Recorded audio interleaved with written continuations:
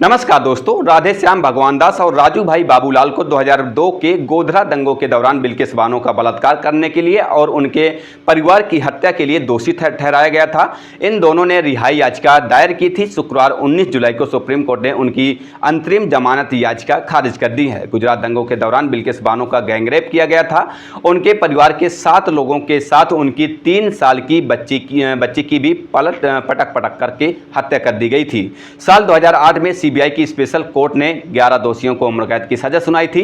बीच में माफी याचिकाएं दायर की गई, मगर बॉम्बे हाई कोर्ट ने इस मामले में 2017 में सभी दोषियों की सजा बरकरार रखी थी।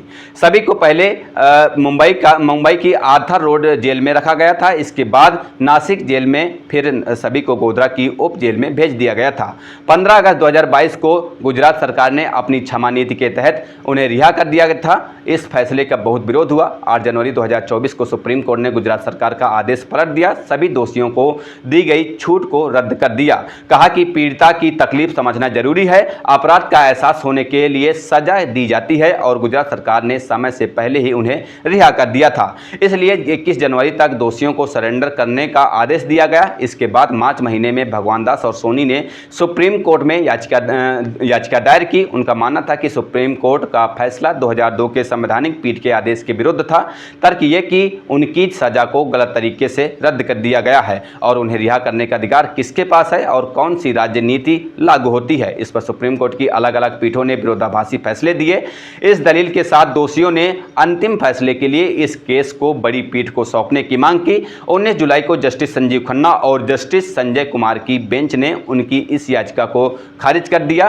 कहा, यह दलील क्या है, ये दलील कैसे स्वीकार हो सकती है, पूरी तरह से ये गलत है। अनुच्छेद 32 की याचिका कैसे दायर हो सकती है। इस केस में 2 फैसले हैं। 2 जनवरी 2024 वाले फैसले में पहली बेंच के फैसले मई 2022 वाले फैसले में विचार किया गया था। हम किसी दूसरी बेंच के आदेश पर अपील नहीं कर सकते। हालांकि जनवरी 2024 वाले फैसले के बाद बिल्किस बानो का बयान आया था। उन्होंने कहा था कि सुप्रीम कोर्ट के फैसले के बाद वो 1.5 साल बाद मुस्कुरा पाई हैं।